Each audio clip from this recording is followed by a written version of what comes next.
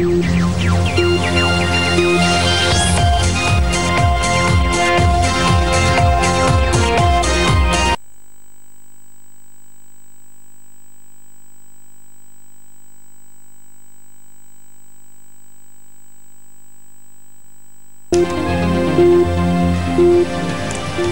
there and a very good evening. You're watching Primetime News on TV1. I'm Dasani Athada for News First, and let's start off with a look at tonight's headlines.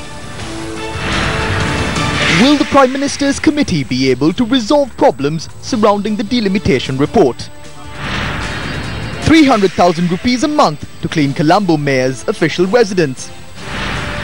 More revelations about Keith Noyer's abduction. Three-member High Court issues summons on former Defence Secretary Gotabaya Rajapaksa.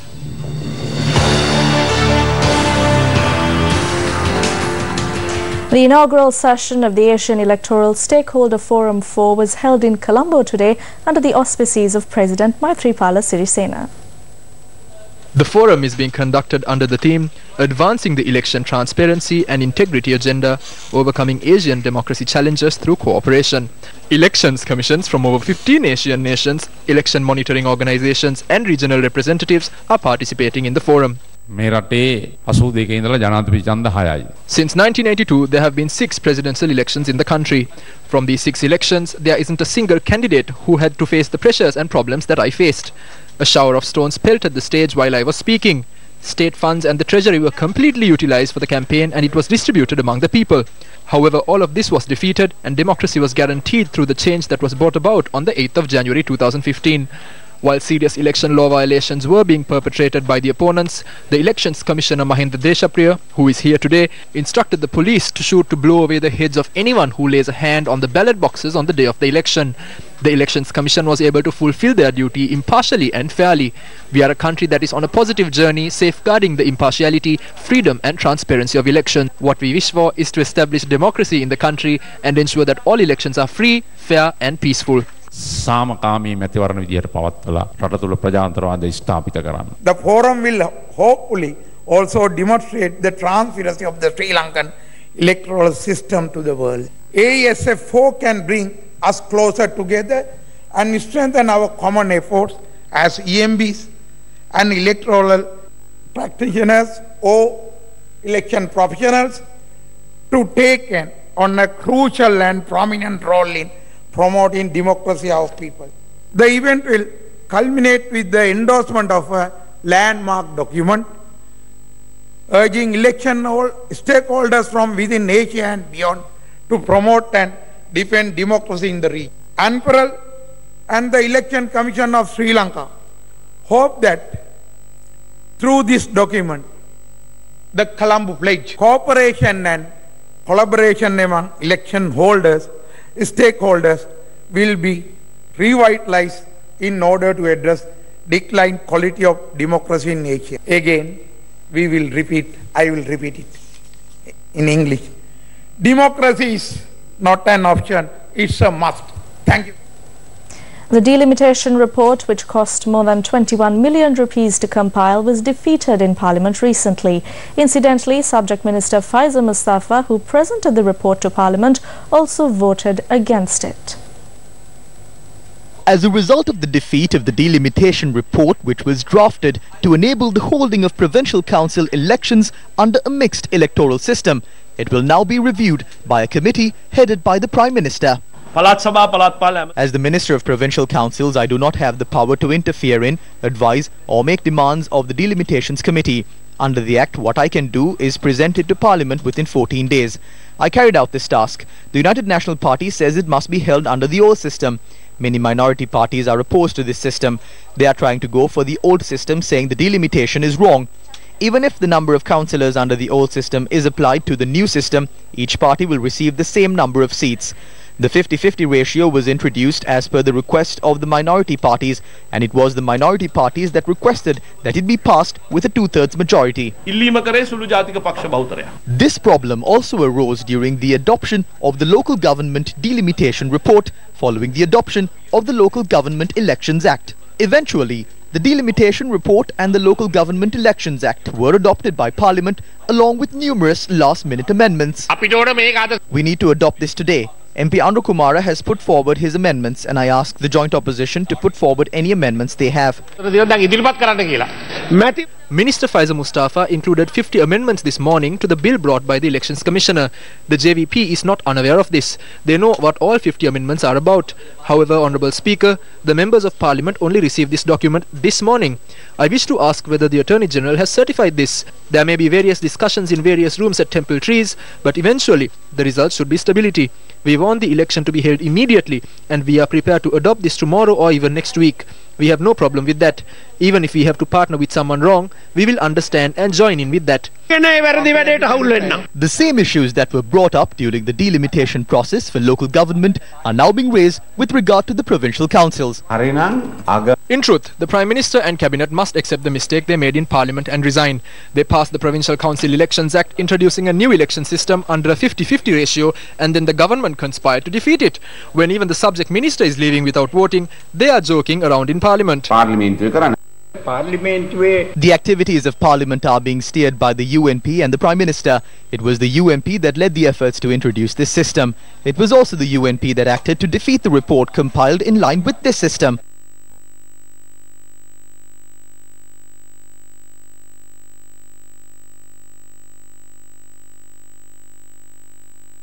System even tomorrow. Once it is adopted with a simple majority, the elections can be held as soon as December. However, what has happened now is that the Delimitation Committee report is to be considered by a review committee led by the Prime Minister. It was the minority parties that said the appeals process should be under the Justice Committee led by the Prime Minister. Minister Rauf Hakim took leadership on this. I am not blaming him. He is engaging in his politics. The duty of the review committee is not the compilation of a new report. They can change the boundaries, names and numbers. There will not be an increase in the total number of councillors, which is currently 437. What will happen is the 50-50 distribution of seats. If this is done again by the review committee, then they will have to do it within the existing boundaries. No matter what anyone says, we have not done any injustice to anyone in any electorate through this process. Thereby, we believe that this review committee does not have a major task facing it. The provincial council elections continue to be delayed further. These are the statements made by the subject in the recent past. I would like to state at this time that we would be going back on the promise that we made at the January presidential election if we are unable to hold a provincial council election as per the electoral system. There is a requirement from the people to appoint a Pradeshya Sabha member or a councillor who is responsible for the people. When we do that, we can take that forward for the provincial council election as well as the parliamentary elections. The General Secretary of the Alliance as well as the Chairman of the Elections Commission asked me to hold the elections as soon as possible. I informed him that the election will be held as soon as the delimitation is over. A proposal to spend a sum of 300,000 rupees a month for cleaning the official residence of the Mayor of Colombo has been passed at the Colombo Municipal Council. Councillors charged that the proposal had been passed during council sessions on the 24th. The contract had been awarded to a private company for a 2-year period. As per the proposal, which has been produced with the knowledge of Mayor Rosie Sena Naika, the Colombo Municipal Council will pay this private company a sum of 355,120 rupees. Thereby, the value over the 2 years will stand at 8,500,880 rupees. The councillors added that the proposal had not been included in the order paper of the council sessions. Mayor of Colombo, Rosie Sena Naika, was unavailable for a comment as she is overseas. We did not grant any contract to private companies. During my time, there were good employees. We did not bring anyone from outside because there were enough people. I do not know the situation at present, but as I said, we did not bring anyone from outside during my tenure. We did not bring private contractors. We cleaned everything, including the city. It was later that it was handed over to various external parties. I was there for 10 years. There are enough and more employees at the council. Cleaning the house is a small matter.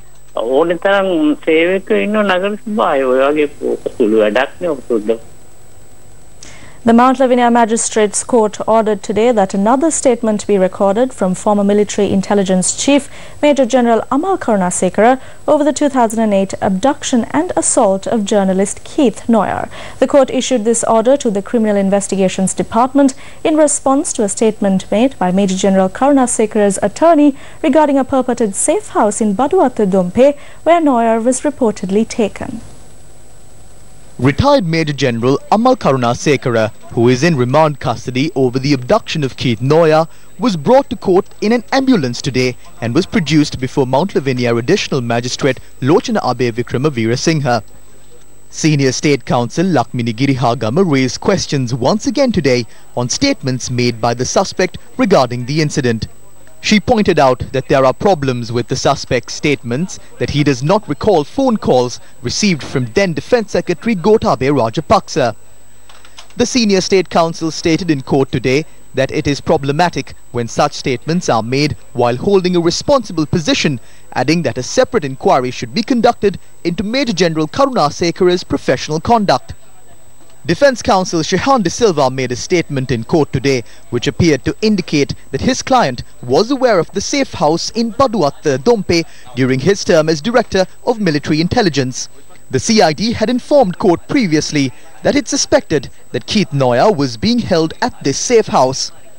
The State Counsel requested court to record the statement made by the counsel representing Amal Karunasekara that confirms his client was aware of this safe house.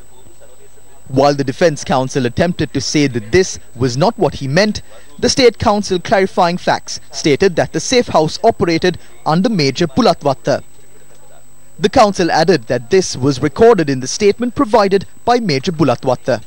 The additional magistrate who considered the facts ordered the CID to record a statement from the retired Major General Amal Karunasekara on the representations made in court today.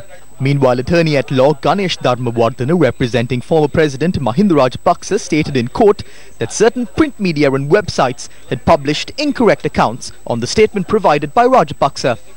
The State Counsel said the statement made by Mahinda Rajapaksa was recorded. The additional magistrate also ordered the CID to act according to the court order if the current Secretary of Defence shows disconcern in providing the information requested regarding the safe house in Baduatta. The suspect Amal Karunasekara was further remanded until the 10th of September. What are the implications if a lawyer makes a statement which is not true before a court of law?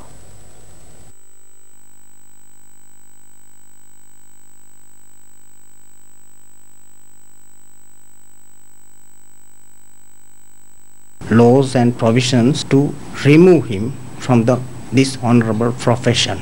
In Judicature Act number 2 of 1978, it is very clearly says by the disciplinary committee, the lawyers who are involved with that kind of malpractice can remove from the profession after having a very impartial inquiry by the Supreme Court. Tendering wrong information before the Court of Justice is very serious offence which is amounting of malpractice. At an event held in Galaha today, journalists questioned the Minister of Public Enterprise and Kandy Development about the loan granted to a director of a state bank. This was how the minister responded.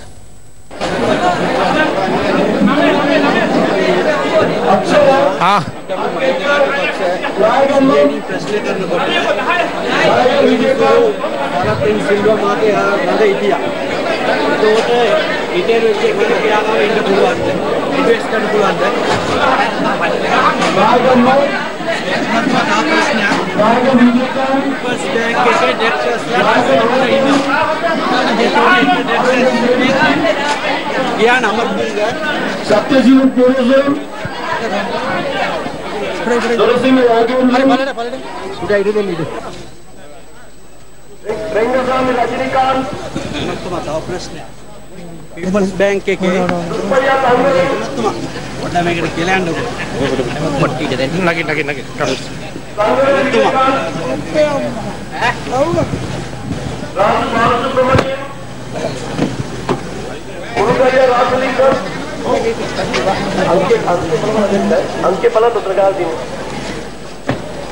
Subramaniam Park Moidin Khaning, Suppam Ramaya, Ponusami, Tangaru. Ethening yard cut getting like up in the world and over the season of the season of the stories. So it's really not what I did and it is up in the world.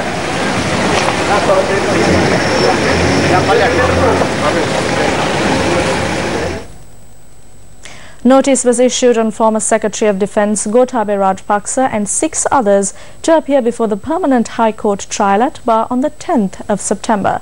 This was with regard to the misappropriation of funds over the constructions of the D.A. Rajapaksa Museum and Memorial. The Attorney General, who took into account the report produced by the Police Financial Crimes Investigation Division over the alleged misappropriation of funds with the approval of the Chief Justice, filed indictments at the Permanent High Court trial at Bar on the 24th. The case was filed against former Secretary of Defence Gotabaya Rajapaksa and 6 others, including the Chairman of the Land Reclamation and Development Corporation, Prasad Harsha De Silva, and former General Manager of the Corporation, Badra Udulavati Kamaladasa. This is the second case filed at the Permanent High Court trial at Bar. It must be noted that in the recent past, several judges recused themselves in connection to cases filed against Gotabaya Rajapaksa. Justice Priyantha Jayawardena recused himself from hearing the fundamental rights application filed by former Defence Secretary Gotabaya Rajapaksa over irregularities said to have taken place with regard to Avangard, MiG fighter aircrafts and the sale of Lanka hospital shares. Earlier, High Court Judge Eva Vanasundara and Sarath Diabru, who considered the FR petition and issued an order preventing the arrest of Gotabaya Rajapaksa until the petition is being examined, recused themselves. Justice Boneka Aluvihare, who was also part of the 3-member bench, recused himself from considering the petition.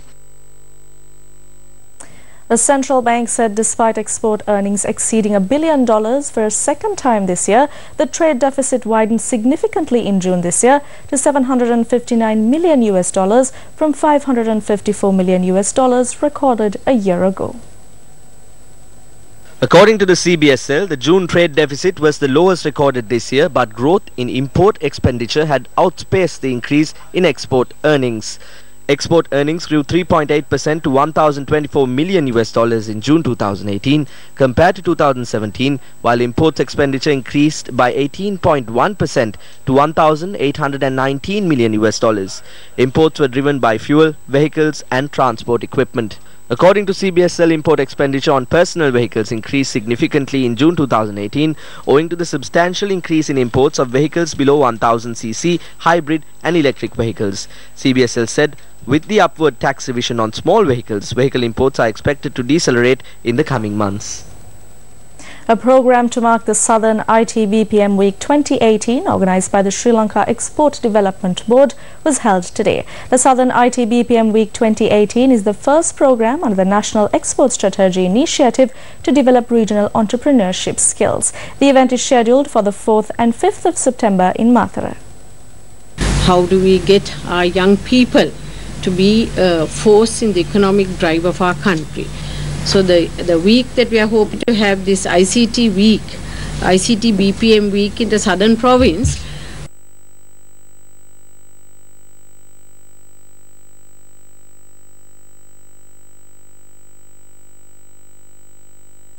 we firmly believe that undergraduates should not be depending entirely on government jobs, that there's an opportunity for them open there to have their own startups, because another objective of this is to get 1,000 startups moving. And in fact, in the last budget, they have allocated money under the Aramuma credit scheme for young university startups. The beauty of this scheme is that there is no collateral in it, and there are the 2 banks, the People's Bank and the Bank of Ceylon, so that they are able to take the project idea and look at the cash flow with that and take it forward. But what we are hoping to do in the southern province in Galle with this week is to actually encourage people to get into the ICT and BPO sector. Future programs are planned to be held in Batiklo, Badulla and other regions in the coming years. While the EDB is encouraging startups, the government last week gazetted a series of amendments in the Financial Act to give effect to several revenue proposals in the budget 2018. Thereby, a public listed company will be charged a fee of 1.5 million rupees on annual company registration, while a private company will have to pay 30,000 rupees. The amendments to the Finance Act are to be presented to Parliament. Water has been leaking out of a ruptured pipe down Sir Ernest de Silva Mawatha near the Prime Minister's office in Colombo. Residents in the area highlighted the issue that has failed to reach the eyes of the authorities. Newsfirst's Michaela Fernando visited the area to look into this. Newsfirst is here on Flower Road in Colombo following up reports of a water leak. It appears that a main pipeline under the main road has ruptured and is continuously leaking water. This road, also known as Flower Road, is home to many businesses and schools and has caused much inconvenience. The local residents also tell us that this water leak has been going on for about 4 months. I'm Michaela Fernando reporting for Newsfirst from Colombo. The Gum at the Door-to-Door initiative was relaunched for its third mission this morning. This initiative is now ready to pay heed to the gripping issues that affect the rural masses of the island once again. Wasted tears roll down their faces, shone from the eyes. The Gum at the Door-to-Door initiative was launched twice before to listen, understand and solve the issues faced by the rural masses. The Gum at the team succeeded in providing much needed solutions for many of the problems posed to the team with the generous contributions of the public.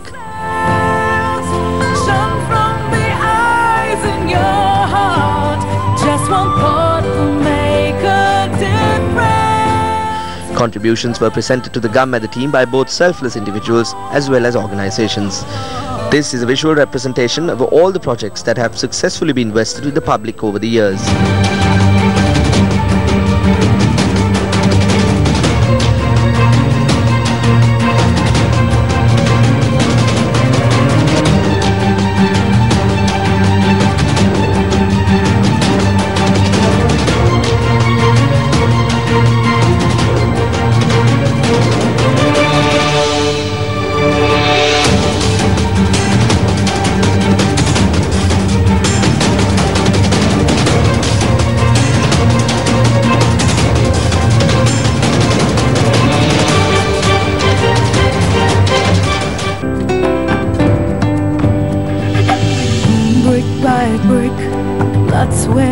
The Gum at the Door-to-Door initiative, which heads out to connect with the rural masses tomorrow, will reach all 25 districts of the island along with the support of those at the Peradeniya University. There are heroes that fought for freedom for you. We must believe that a day will come. We will stand together as one.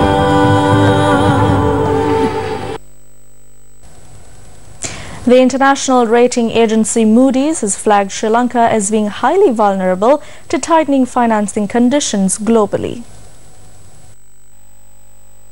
Early last week, Sri Lanka witnessed its highest weekly outflow from government securities, amounting to 7.5 billion rupees, as foreigners continued to dispose market bonds. This coincided with rising US Treasury rates. This year alone, foreign net disposable amounted to 47,400 million worth of government securities. Adding to Sri Lanka's woes, the Sri Lanka rupee has depreciated by approximately 4% year-on-date against the US dollar. Foreigners have returned bonds worth 47,400 million rupees obtained during this year in the last week alone. The government has received bonds worth 7.5 billion rupees. The government attempted to solve the debt problem at least through this. That too has become unsuccessful. We know the bond scam. It is not a surprise that the economy of the country is failing in this manner. There is no trust on the economy. They are returning the bonds that they have accepted. It is clear that the government will soon be bankrupt. Moody's noted that Sri Lanka's debt affordability would weaken further if the cost of new debt continues to rise and stay at these elevated levels for a lengthy period. Global Chief Economist, Managing Director of the Economist Intelligence Unit based in Singapore, Simon Baptist says there is a serious risk in the Sri Lankan economy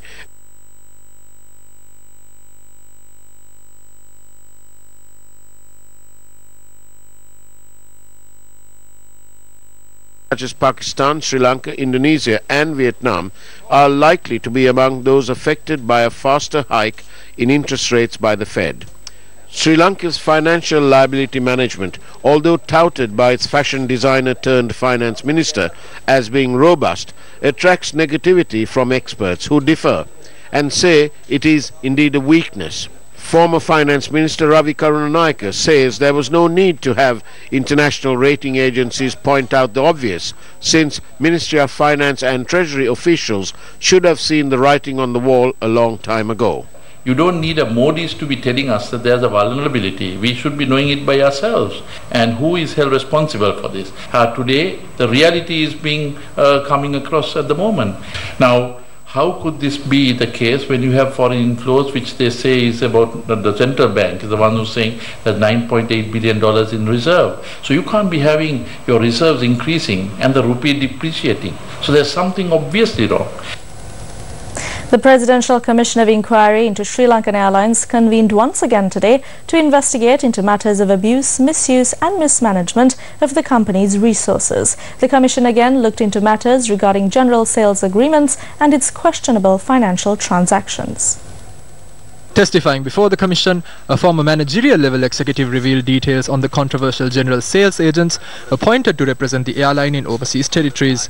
Responding to the charges that she took part in the irregularities that took place in appointing GSAs, she stated that all deviations from due process were carried out under the consent of her superiors. Speaking further, the witness stated that on multiple occasions, decisions had been taken in violation of the rules mentioned in the manuals of 2009 and 2015.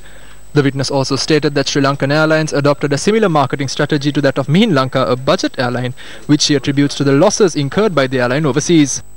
She further added that even though a panel was appointed to make decisions on the matter of GSAs, former chairman Nishantha Wickramasinghe had removed the panel and appointed a new committee directly under his leadership to decide on future partners overseas.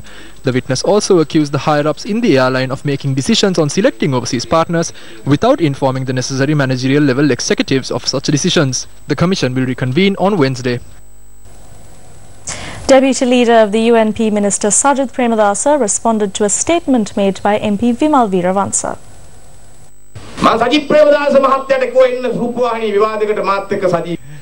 I challenge Minister Sajith Premadasa for a television debate.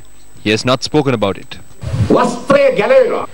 වායු සමීකරණය කරපු වැසිකිලි දේශප්‍රේමී ඇමතිවරයා. The minister who has air-conditioned the toilet is saying that he is going to disrobe me. He did not construct houses. He went around air-conditioning the toilets. He says he likes to remove my clothes. But we know how he was naked before the world when he was a minister. He held a fast unto death. During the daytime when journalists are around, he would be lying carrying out his fast. He says the fast was for his motherland. When the journalists go off during the night, he is at 5-star hotels enjoying a biryani and some alcohol. He was playing several roles. He was fasting during the day and enjoying meals at 5-star hotels or 7-star hotels during the night while laughing at the people of Sri Lanka. This is the person who wants to debate with me. I am ready. Disrobe me if you can. මම ලෑස්ති ඕනම විවාදයකට. පුළුවන් නම් වස්ත්‍රය ගලවන්න. State Minister for Foreign Affairs of Japan Kazuyuki Nakane will visit Sri Lanka from August 28th to 30th to participate in the commissioning ceremony of the patrol vessels donated from Japan to Sri Lanka. We conclude the news tonight with the message of the Chairman of the Elections Commission, Mahinda Deshapriya. Thank you for watching. Good night. Democracy is not an option, it's a must. Thank you very much.